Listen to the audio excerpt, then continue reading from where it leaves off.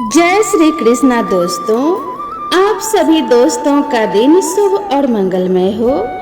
आज भाद्रपद मास के कृष्ण पक्ष की एकादशी तिथि है और इस एकादशी को अजा एकादशी के नाम से जाना जाता है। कुछ स्थानों पर इसे अजा ग्यारस भी कहते हैं। इस एकादशी का व्रत रखने एवं कथा सुनने से संतान सुखी रहती है और उस पर आने वाले हर प्रकार के संकट दूर होते हैं तथा गरीबी और दरिद्रता का नाश होता है।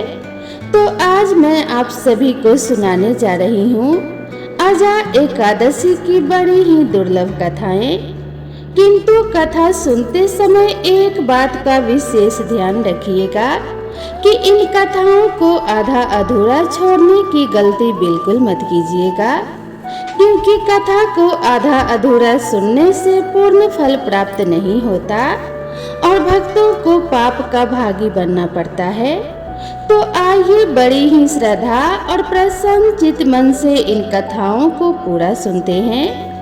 अर्जुन ने भगवान श्री कृष्ण से कहा कि हे पुंडरीकाक्ष, मैंने श्रावण शुक्ल एकादशी अर्थात पुत्रदा एकादशी का सविस्तार वर्णन सुना। अब आप कृपा करके मुझे भाद्रपद माह के कृष्ण पक्ष की एकादशी के विषय में भी बतलाइए। इस एकादशी का क्या नाम है तथा इसके व्रत का क्या विधान है? इसका व्रत करने से किस फल की प्राप्ति होती है? अर्जुन की बात सुनकर भगवान श्री कृष्ण ने कहा कि हे कुंती पुत्र, भाद्रपद माह के कृष्ण पक्ष की एकादशी को अजा एकादशी कहते हैं। इसका व्रत करने से सभी प्रकार के पाप नष्ट हो जाते हैं। इस लोक और परलोक में मदद करने वाली इस एकादशी व्रत के समान संसार में और कोई दूसरा व्रत नहीं है। इस एकादशी के व्रत को विधि पूर्वक करने से समस्त कष्ट एवं संकट समाप्त हो जाते हैं तथा इच्छित फल की प्राप्ति होती है। व्यक्ति को पुनर्जन्म के आवागमन से मुक्ति मिलती है, पूर्व जन्म की बाधाएं दूर होती है और अंत में परधाम जाने का अवसर मिलता है। भगवान श्री कृष्ण ने कहा कि इस व्रत को सात्विक मानकर एवं विधि पूर्वक करने से प्राणी के आवागमन के चक्र से मुक्ति हो जाती है। इस एकादशी के व्रत का फल अद्भुत है। भगवान श्री हरि विष्णु की पूजा करके इस व्रत का महात्म्य पढ़ने और सुनने से अश्वमेध यज्ञ का फल प्राप्त होता है। भगवान श्री कृष्ण ने कहा कि हे अर्जुन, अब ध्यान पूर्वक इस एकादशी के महात्म्य का श्रवण करो। भगवान श्री कृष्ण कहते हैं कि हे अर्जुन, पौराणिक काल में भगवान श्री राम के वंश में अयोध्या नगरी में एक चक्रवर्ती राजा हरिश्चंद्र हुए थे। राजा अपनी सत्यनिष्ठा और ईमानदारी के लिए प्रसिद्ध थे। एक बार देवताओं ने इनकी परीक्षा लेने की योजना बनाई। राजा ने स्वप्न में देखा कि ऋषि विश्वामित्र को उन्होंने अपना राजपाट दान कर दिया है। सुबह वास्तव में विश्वामित्र उनके द्वार पर आकर कहने लगे, तुमने स्वप्न में मुझे अपना राज्य दान कर दिया है। राजा ने सत्यनिष्ठ व्रत का पालन करते हुए संपूर्ण राज्य विश्वामित्र को सौंप दिया। दान के लिए दक्षिणा चुकाने हेतु राजा हरिश्चंद्र को पूर्व जन्म के कर्म फल के कारण पत्नी, बेटा और खुद को बेचना पड़ा। हरिश्चंद्र को एक डोम ने खरीद लिया जो शमशान भूमि में लोगों के दाह संस्कार का काम करवाता था। स्वयं वह एक चंडाल का दास बन गया। उसने उस चंडाल के यहाँ कफन लेने का काम किया, किंतु उसने इस आपत्ति के काम में भी सत्य का साथ नहीं छोड़ा। जब इसी प्रकार से उसे कई वर्ष बीत गए तो उसे अपने इस नीच कर्म पर बड़ा दुख हुआ और वह इससे मुक्त होने का उपाय खोजने लगा। वह सदैव इसी चिंता में रहने लगा कि मैं क्या करूं, किस प्रकार इस नीच कर्म से मुक्ति पाऊं। एक बार की बात है, वह इसी चिंता में बैठा था कि गौतम ऋषि उसके पास आ पहुंचे। हरिश्चंद्र ने उन्हें प्रणाम किया और अपनी दुख भरी कहानी सुनाने लगे। राजा हरिश्चंद्र की दुख भरी कहानी सुनकर महर्षि गौतम भी अत्यंत दुखी हुए और उन्होंने कहा कि हे राजन, भादो माह के कृष्ण पक्ष की एकादशी का नाम अजा एकादशी है। तुम उस एकादशी का विधान पूर्वक व्रत करो तथा रात्रि को जागरण करो, इससे तुम्हारे सभी पाप नष्ट हो जाएंगे। महर्षि गौतम इतना कहकर वहां से चले गए। अजा नाम की एकादशी आने पर राजा हरिश्चंद्र ने महर्षि के कहे अनुसार विधान पूर्वक उपवास तथा रात्रि जागरण किया। इस व्रत के प्रभाव से राजा के सभी पाप नष्ट हो गए। उस समय स्वर्ग में नगाड़े बजने लगे तथा पुष्पों की वर्षा होने लगी। उन्होंने अपने सामने ब्रह्मा, विष्णु, महेश तथा देवेंद्र आदि देवताओं को खड़ा पाया। उन्होंने अपने मृतक पुत्र को जीवित तथा अपनी पत्नी को राजसी वस्त्र तथा आभूषणों से परिपूर्ण देखा। व्रत के प्रभाव से राजा को पुनः अपने राज्य की प्राप्ति हो गई।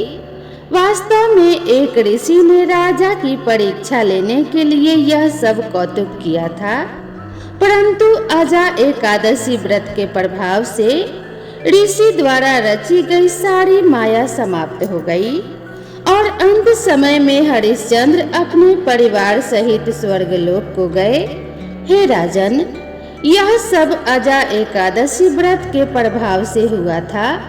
जो मनुष्य इस उपवास को विधान पूर्वक करते हैं तथा रात्रि जागरण करते हैं, उनके सभी पाप नष्ट हो जाते हैं और वे अंत में स्वर्ग को प्राप्त करते हैं। इस एकादशी व्रत की कथा के श्रवण मात्र से ही अश्वमेध यज्ञ के फल की प्राप्ति हो जाती है। तो अब आइए श्रवण करते हैं 11 माता की कथा। इस कथा के बिना व्रत अधूरा माना जाता है। एक बार की बात है, एक राज्य में एक राजा रहा करता था। राजा बहुत ही बुद्धिमान और बलशाली था। वह सदैव अपनी प्रजा का बहुत ही अच्छे से ध्यान रखता था। प्रजा भी अपने राजा को बहुत पसंद करती थी। राजा की 2 बेटियां थी। राजा अपनी दोनों बेटियों से बहुत ही प्रेम किया करता था। राजा की दोनों बेटियां बहुत ही सुंदर थी, लेकिन राजा की छोटी बेटी देखने में अधिक सुंदर और धार्मिक प्रवृत्ति की थी। वह 12 मास 11 माता की पूजा और व्रत किया करती थी। सभी लोग राजा की छोटी बेटी से बहुत प्रेम करते थे और उसकी खूब प्रशंसा भी किया करते थे। वह बोलने में भी बहुत ही अच्छी थी। राजा भी अपनी छोटी बेटी को बड़ी बेटी से कुछ ज्यादा ही प्रेम करता था, जिस कारण राजा की बड़ी बेटी को अपनी छोटी बहन से नफरत होने लगी। समय के साथ राजा की दोनों बेटियां बड़ी हो गई। तब एक पड़ोस के राज्य में रहने वाला राजकुमार राजा की बड़ी बेटी के लिए रिश्ता लेकर आया। जैसे ही उस राजकुमार की नजर राजा की छोटी बेटी पर पड़ी, तो वह राजकुमार छोटी बेटी पर मोहित हो गया और उसी से विवाह करने के बारे में सोचने लगा। उस राजकुमार ने राजा की बड़ी बेटी के साथ विवाह करने से मना कर दिया और राजा से कहने लगा कि आप बुरा ना माने तो मैं आपकी छोटी बेटी से विवाह करना चाहता हूँ। जब यह बात राजा की बड़ी बेटी को पता चली, तो वह अपनी छोटी बहन से और भी ज्यादा नफरत करने लगी। राजा की बड़ी बेटी अपनी छोटी बहन को अपना सबसे बड़ा दुश्मन मानने लगी और वह मन ही मन अपनी छोटी बहन से बदला लेने की योजना बनाने लगी, जिसके चलते उसने सोचा कि छोटी बहन को जान से मार देती हूँ। एक दिन राजा की बड़ी बेटी ने लड्डू में जहर मिलाकर अपनी छोटी बहन को दे दिया। छोटी बहन ने वो लड्डू खा लिया, लेकिन लड्डू खाने के बाद भी छोटी बहन को कुछ भी नहीं हुआ। बड़ी बहन यह देखकर बहुत ही आश्चर्यचकित हुई, लेकिन बड़ी बहन ने हार नहीं मानी। एक दिन जब छोटी बहन अपने कमरे में सो रही थी, तब उसने मटके में से सांप रखकर उसके कमरे में छोड़ दिया, लेकिन सांप भी छोटी बहन का कुछ नहीं कर पाया। जिसके बाद बड़ी बहन ने अपनी छोटी बहन से कहा कि चलो बहन, आज हम कुएं से पानी भरकर लाते हैं। तो छोटी बहन अपनी बड़ी बहन के कहे अनुसार उसके साथ पानी लेने के लिए चली गई। जैसे ही वह कुएं से पानी निकालने लगी तो बड़ी बहन ने उसे कुएं में धक्का दे दिया, लेकिन ग्यारस माता के आशीर्वाद से वह सकुशल बाहर निकल आई। यह देखकर बड़ी बहन को बहुत ही आश्चर्य हुआ कि ना जाने मैंने कौन कौन से प्रयास किए हैं, फिर भी इसका कुछ नहीं बिगाड़ सकी। उसने एक दिन सोचते सोचते अपनी छोटी बहन के पास जाकर कहा कि बहन, तुमको पता है भगवान सबकी मृत्यु एक निश्चित समय पर लिखते हैं। तुम्हारी और मेरी मृत्यु कैसे होगी क्या तुम जानती हो? तब छोटी बहन ने कहा कि हाँ बहन, मेरी मृत्यु कैसे होगी यह तो मैं जानती हूँ। छोटी बहन से यह सुनकर बड़ी बहन को बहुत ही संतुष्टि हुई और वह सोचने लगी कि इस बार मैं इसे जरूर मार दूंगी। उसने अपनी छोटी बहन से कहा कि अपनी मृत्यु का राज मुझे भी बताओ, मैं तो तुम्हारी बड़ी बहन हूँ। छोटी बहन ने अपनी बड़ी बहन से कहा कि मेरी मृत्यु एक तोते में है। जो तोते के गले में एक हार है, उसी से मेरी मृत्यु होगी। जब कोई व्यक्ति उस तोते को मारकर वह हार अपने गले में पहन लेगा तो मैं मूर्छित हो जाऊंगी, और जैसे ही वह उस हार को अपने गले से उतार देगा तो मैं फिर से जीवित हो जाऊंगी। अपनी छोटी बहन की मृत्यु का राज जानकर बड़ी बहन बहुत खुश हुई और उसने अपनी छोटी बहन को मारने के लिए उस पालतू तोते को ढूंढना शुरू कर दिया। लेकिन छोटी बहन को इस बात का पता चल गया था कि उसकी बड़ी बहन उसकी जान लेना चाहती है। वह अपने पिताजी के पास गई और अपने पिताजी से कहने लगी कि पिताजी, अगर मेरी मृत्यु हो जाए तो मुझे जलाना मत, बल्कि आप मुझे पुरानी वाली जो हवेली है उसमें एक पलंग पर लिटाकर छोड़ देना। अपनी छोटी बेटी के मुंह से इस तरह की बात सुनकर राजा को बुरा लगा। उसने अपनी बेटी से पूछा कि बेटी, आज तुम ऐसी बातें क्यों कर रही हो? 2-4 दिन में तेरी शादी होने वाली है। तब राजा की छोटी बेटी ने बताया कि पिताजी, समय किसी के लिए नहीं रुकता, कब क्या हो जाए किसी को कुछ भी पता नहीं है। फिर राजा ने अपनी छोटी बेटी से कहा कि तुम्हारा ऐसा बोलना मुझे बिल्कुल भी अच्छा नहीं लग रहा है। लेकिन छोटी बेटी ने अपने पिताजी को ऐसा करने पर मना लिया और वचन ले लिया कि मरने के बाद मुझे जलाना नहीं है। राजा ने भी अपने छोटी बेटी की बात मान ली और 2-3 दिन बाद शादी का समय आ गया। घर में पूरा शादी का माहौल था। पूरे गाजे बाजे के साथ बारात आई, अर्थात राजकुमार बारात लेकर राजा के घर आया। राजकुमार और राजा की छोटी बेटी का विवाह शुरू हो गया। जैसे ही राजा की छोटी बेटी राजकुमार के साथ अपने फेरे लेना शुरू करती है, उसी समय उसकी बड़ी बहन अपनी छोटी बहन के कमरे में जाकर उस तोते को पकड़ लेती है और उसे जान से मार देती है।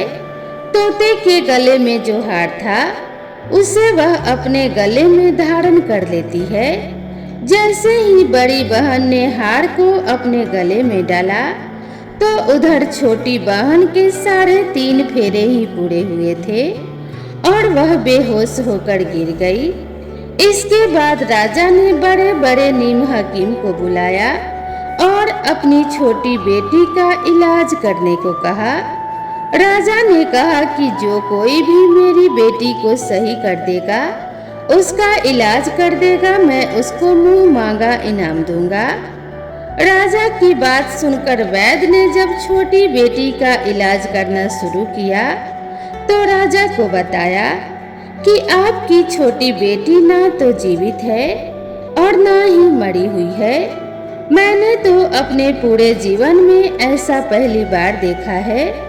तो राजा ने वैद्य और हकीमों से कह दिया कि यह बात बाहर किसी को पता नहीं चलना चाहिए।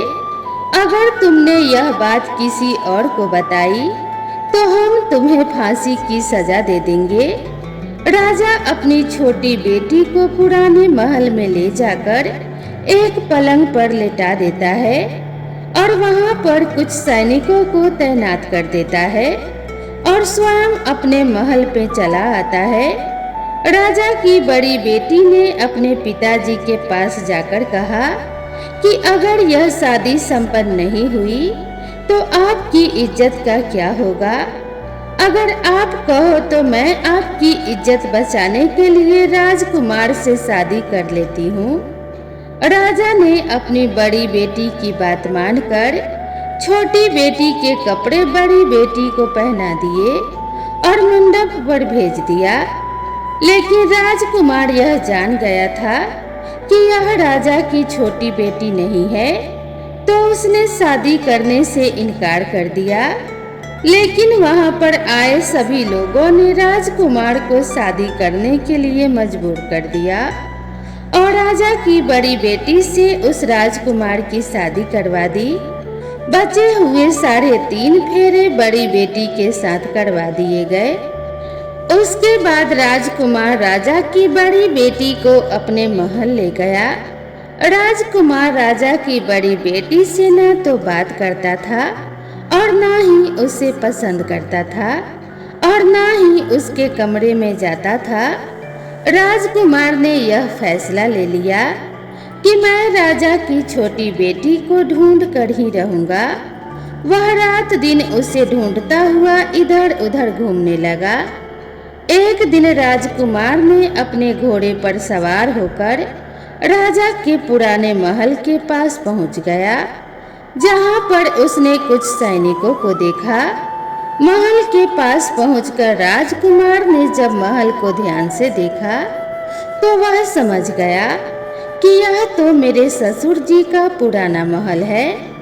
तब राजकुमार ने सैनिकों से पूछा कि तुम लोग यहाँ पर क्या कर रहे हो और इस महल के अंदर उस पलंग पर कौन लेटा है। तो सैनिकों ने बताया कि यहाँ पर राजा की छोटी बेटी लेटी है। यह सुनकर राजकुमार अत्यधिक खुश हुआ और तुरंत उससे मिलने के लिए अंदर चला गया। लेकिन अंदर जाकर देखा तो वह बिल्कुल बेहोश थी। तत्पश्चात राजकुमार उसकी सेवा करने लगा। जैसे ही रात हुई, राजा की छोटी बेटी उठकर बैठ गई। राजकुमार यह देखकर बहुत ही खुश हुआ और उससे पूछने लगा कि तुम यहाँ पर क्या कर रही हो, ऐसे बीच फेरों से गायब होकर यहाँ पर क्यों चली आई। राजा की छोटी बेटी ने राजकुमार को सारी बात बता दी। राजा की छोटी बेटी ने कहा कि मेरी जान एक तोते में बसी थी और यह बात मैंने अपनी बड़ी बहन को बता दी थी। मुझे पता है कि उसी ने मुझे मारने का प्रयास किया है। उसके पास एक हार है जिसको वह सुबह पहन लेती है और रात को उतार कर रख देती है। जब तक वह हार को पहने रखती है तब तक तो मैं मूर्छित रहती हूँ और जैसे ही वह हार को उतार देती है तो मैं जीवित हो जाती हूँ। और जब तक मेरी बड़ी बहन के पास वह हार है तब तक मैं ऐसे ही जीवित और मूर्छित होती रहूंगी। मेरी बड़ी बहन के पास जो हार है, अगर वह मेरे हाथ में आ जाए तो मैं हमेशा के लिए जीवित हो जाऊंगी।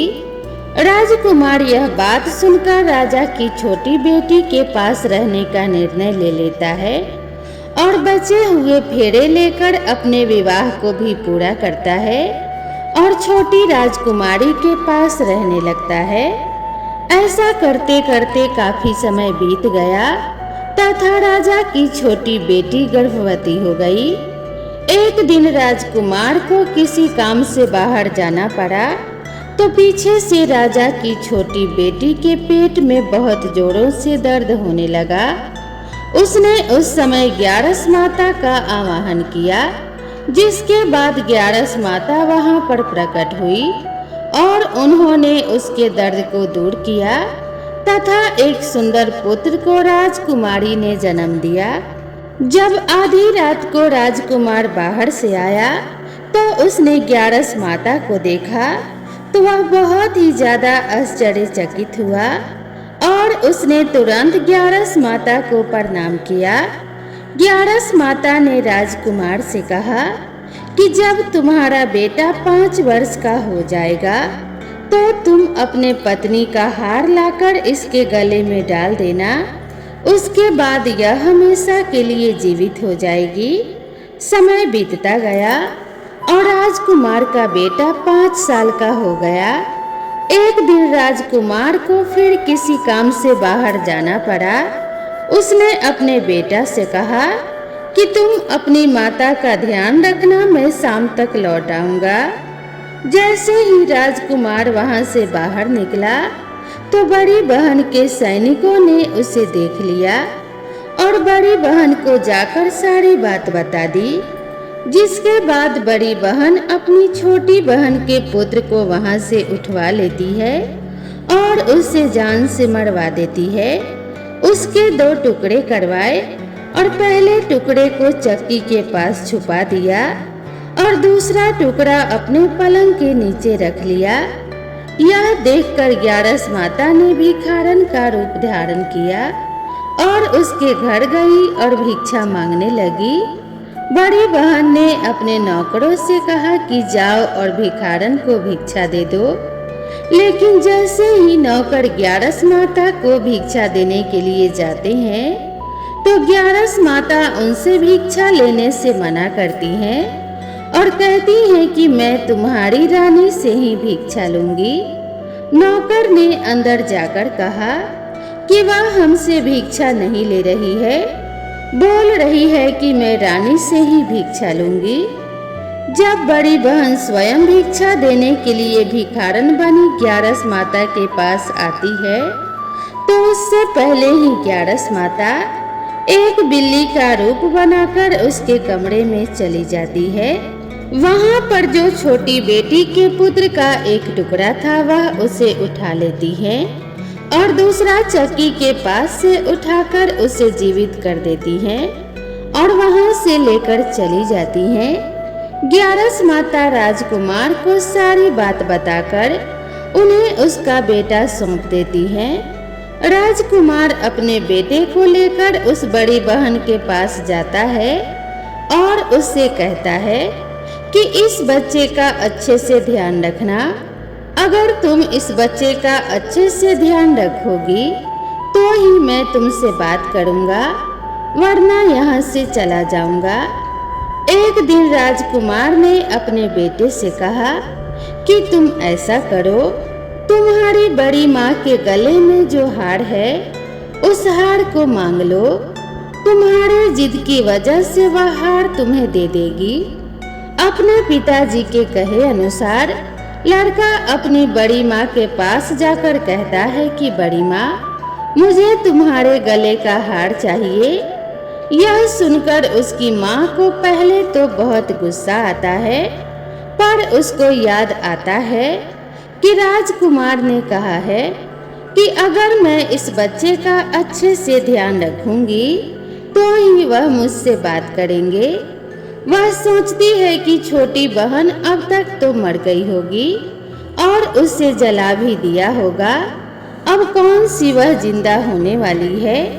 यही सोचकर वह हार को अपने गले से निकालकर उस बच्चे को दे देती है। वह बच्चा उस हार को ले जाकर अपने पिताजी को दे देता है। राजकुमार अपने बेटे और उस हार को लेकर वहां से चला जाता है और जाते हुए कहकर जाता है कि तुम हमारे लिए खाना बनाकर तैयार रखना, मैं शाम को आकर तुम्हारे साथ ही खाना खाऊंगा। यह कहकर अपने बेटे को लेकर वहां से सीधा राजा के पास जाता है और राजा को सारी बात बता देता है। राजा अपनी बड़ी बेटी की यह करतूत सुनकर बहुत ही क्रोधित होते हैं और अपनी परवरिश को ही दोष देने लगते हैं। राजा राजकुमार को अपनी छोटी बेटी के साथ रहने का आदेश देते हैं। राजकुमार वह हार लेकर छोटी रानी के पास जाता है और उसके गले में वह हार डाल देता है, जिससे वह हमेशा के लिए जीवित हो जाती है और दोनों बहुत ही खुश होते हैं। राजकुमार अपने बेटे और अपनी पत्नी को लेकर अपने राज्य में चला जाता है। इस तरह ग्यारस माता की कृपा से राजा की छोटी बेटी को अपने जीवन में आई तमाम मुसीबतों से छुटकारा मिलता है और वह सुखपूर्वक जीवन व्यतीत करने लगती है। तो एक बार प्रेम से बोलिए ग्यारस माता की जय। अब आइए श्रवण करते हैं एकादशी के दिन सुनी जाने वाली तुलसी माता की कथा। प्राचीन समय की बात है, एक परिवार में ननद और भाभी साथ साथ रहा करती थी। ननद का विवाह अभी नहीं हुआ था। वह तुलसी जी के पौधे की बहुत सेवा करती थी। नियम से तुलसी को सींचती और दीपक जलाती थी, लेकिन उसकी भाभी को यह सारी बातें बिल्कुल भी पसंद नहीं थी। जब कभी उसकी भाभी को बहुत ज्यादा गुस्सा आता, तब वह अपनी ननद को ताना देते हुए कहती कि जब तुम्हारा विवाह होगा तो मैं इस तुलसी को ही बारातियों को खाने को दूंगी और तुम्हारे दहेज में भी तुलसी ही दे दूंगी। तुम जब देखो तुलसी की ही सेवा करती रहती हो। कुछ समय बीत जाने पर ननद का विवाह तय हो गया।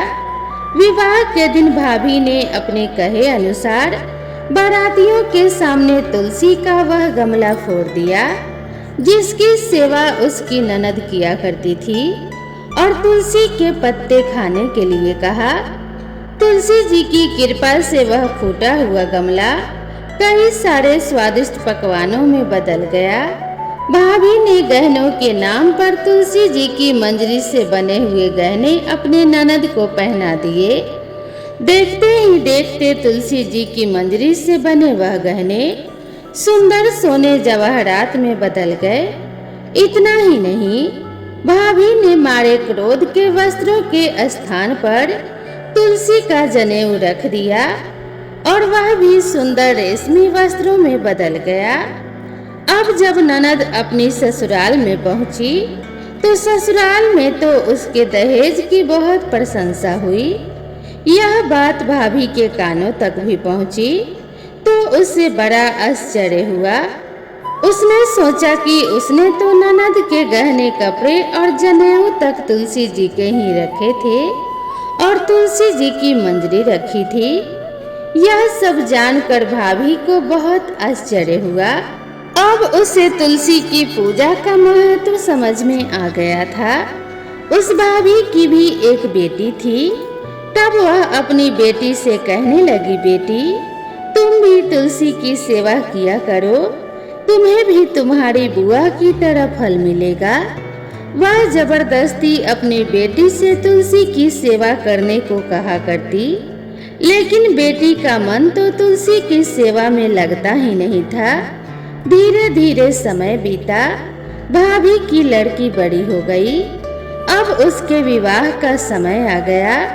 तब भाभी सोचने लगी कि जैसा व्यवहार मैंने अपने ननद के साथ किया था वैसा ही अब अपने बेटी के साथ भी करूंगी, तो यह भी गहनों से लद जाएगी और और बारातियों को भी खाने में तरह तरह के पकवान मिलेंगे और ससुराल में भी इससे बहुत मान सम्मान मिलेगा। यही सोचकर भाभी बारातियों के सामने तुलसी का गमला फोड़ देती है, लेकिन इस बार गमले की मिट्टी मिट्टी ही रहती है। मंजरी और पत्ते भी अपने रूप में ही रहते हैं। जनेऊ ने भी अपना रूप नहीं बदला। और जब भाभी ने सभी बारातियों को खाने में तुलसी के पत्ते दिए तो यह देखकर सभी लोग और बाराती भी भाभी की बुराई करने लगे। भाभी ने लालच में आकर अपनी बेटी के दहेज में भी तुलसी के पत्ते और मंजरी आदि रख दिए थे। जब बेटी अपने ससुराल पहुंची तो वहां पर भी उसकी बुराई हुई। भाभी गुस्से के मारे कभी अपने ननद को नहीं बुलाती थी। एक दिन भाई ने सोचा कि मेरी पत्नी तो मेरी बहन को बुलाती नहीं है, क्यों न मैं ही अपने बहन से मिलकर आऊं। यह सोचकर उसने अपने पत्नी से कहा कि कुछ उपहार अपनी बहन के घर ले जाने के लिए दे दो। भाभी ने थैले में ज्वार भरकर कह दिया कि यह लो, और कुछ भी मेरे पास नहीं है, तुम यही लेकर जाओ। तब भाई बहुत दुखी मन से अपने बहन के पास चल दिया। रास्ते में वह सोचता रहा कि कोई भाई भला अपने बहन के घर ज्वार लेकर कैसे जा सकता है। यही सोचकर वह एक गौशाला के पास रुक गया और ज्वार का वह थैला उसने एक गाय के सामने पलट दिया। तभी एक ग्वाले ने यह सब देख लिया। तब ग्वाले ने आकर कहा कि अरे भाई, आप गाय के सामने यह हीरे मोती और सोना क्यों डाल रहे हो? इसे तो घास और चारा डालनी होती है। तब भाई ने मुड़कर देखा तो वह हैरान रह गया। फिर भाई ने ग्वाले को सारी बात बताई और धन लेकर खुशी खुशी अपने बहन के घर चल दिया। दोनों भाई बहन एक दूसरे को देखकर बहुत प्रसन्न हो गए। तब बहन ने तुलसी माता से सच्चे मन से प्रार्थना की कि उसकी भाभी को सद्बुद्धि प्राप्त हो जाए और तुलसी माता की कृपा से उनके घर में सुख समृद्धि और धन के भंडार भर जाएं। तब कुछ दिनों के बाद देखते ही देखते भाभी का मन बदल गया और वह अपनी ननद को बहुत मान सम्मान देने लगी और वह भी सच्चे मन से तुलसी जी की सेवा करने लगी। तुलसी माता की कृपा से उनके घर में सुख समृद्धि के भंडार भर गए। उनके घर में अब कलह कलेश नहीं होता था और सभी सुख से रहने लगे। तो प्रेम से बोलिए तुलसी माता की जय, तुलसी माता और शालिग्राम भगवान की जय। तो दोस्तों, मैं आशा करती हूँ आप सभी को यह कथा जरूर पसंद आई होगी। वीडियो पसंद आई हो तो इसे एक लाइक जरूर करें और इसे अपने सभी परिवार और मित्रों के साथ शेयर करना ना भूलें। दोस्तों, भगवान श्री हरि विष्णु और माता लक्ष्मी की कृपा आप सभी के ऊपर बनी रहे। माता लक्ष्मी आप सभी के घर में सदा सर्वदा के लिए वास करें और आपके जीवन में किसी चीज की कभी कमी ना हो। इसी मंगल कामना के साथ आप सभी दोस्तों से विदा लेते हैं। मिलते हैं इसी तरह की नई कथा और नई कहानी के साथ। तब तक के लिए राधे राधे।